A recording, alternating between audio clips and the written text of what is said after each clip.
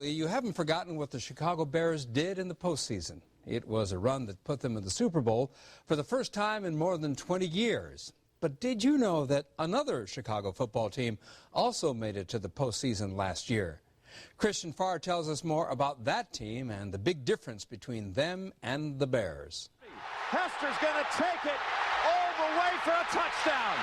Football is widely regarded as a man's game, mainly because of its hard-hitting nature. A woman playing the sport is usually perceived as unusual. He's a big guy, she might get hurt. It's been made light of in movies like Necessary Roughness, where actress and model Kathy Ireland played a college football kicker.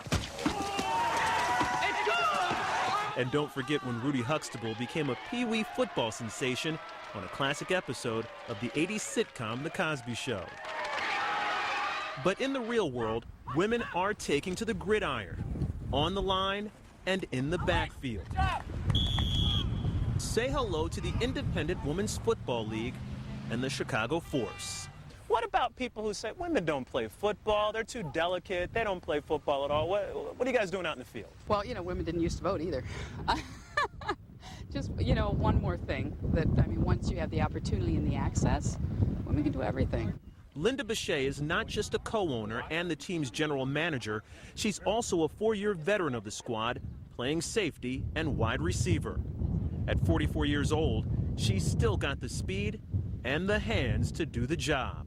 What's so great about being a part of this team, owning the team, being the GM of this team, and being a player? All of it. Football. It's just, to me, the greatest sport. I've played a lot of sports in my life. In fact, I've played competitive sports at a very high level. And a lot of the women out here have Division I athletes, scholarship athletes.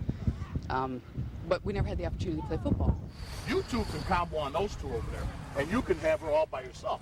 But we have to be on the same page. For most of the players on the Force, practice is classroom time. That's because for many of them, this is the first time they've strapped on football pads. Now go up, go get it, go get it. Thank you. But wide receivers coach Bill Smith says what's missing in playing experience is made up someplace else. They haven't had a lot of exposure to football, a lot of them, but they have such a passion for this game. I mean, this is more for me as a coach, not so much X's and O's, it's teaching, which I can enjoy, and it keeps me close with something I have a great passion for, and they share that passion. Good job, Marks, way to find the hole. How does it feel to have the pads It's on? totally different. Like, once you get used to the weight, it's great. And it's like, everybody used to tell me, it's okay, once you get your first hit, then, like, you'll know why you love this game. And, like, Rookie Kimberly Marks has grown up around football all her life, from her brother's playing days in college to her father's pure love of the game. When the recent law school graduate told her dad of her desire to play tackle football, he scoffed at the idea. my father was a little skeptic when he first heard about it, but he came out and he saw a game, and he's like, wow, that's real football. Coaching women athletes is a pleasure. They are really coachable, fundamentally sound, much different than the guys. Head coach Jim Stahl has been with the team for 3 years.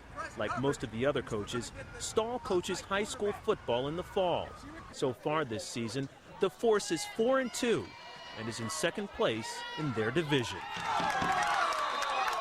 How do you increase the visibility of this game? I mean, it's kind of tough in a town where the Bears rule. Yeah, it has been tough. Other markets, it's a little bit different, but in Chicago, it's still a Midwestern type of city. They'll give women basketball and softball, but football's mine. I think marketing-wise, we're approaching it a little bit different than some of the other female sports in that we're positioning it more like the minor league, like the Schaumburg Flyers or Kane County Cougars, where it's a less expensive ticket.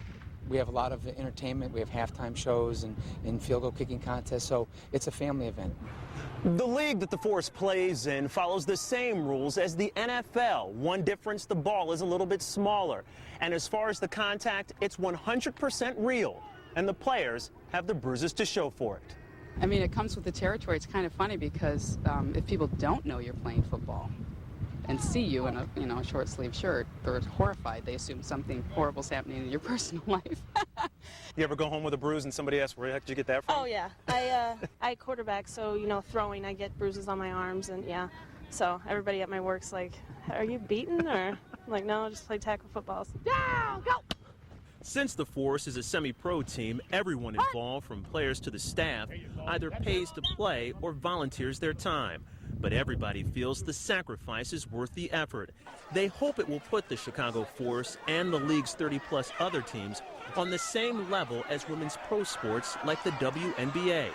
Besides winning the IWFL's championship, that recognition is something Coach Stahl would like to help the Force and the league achieve. Eventually, we'd like to get to a position where it's like a league of their own, and we can't play these or pay these women as professionals, but they do love the game. That's why they're out here. For Chicago Tonight, I'm Christian Fall. The Chicago Force will play this Saturday at North Park University against the Detroit Predators. The game starts at 3 o'clock in the afternoon, and tickets are $10. If you want to learn more about the Chicago Force, go to our website, WTTW.com, and click on Chicago Tonight.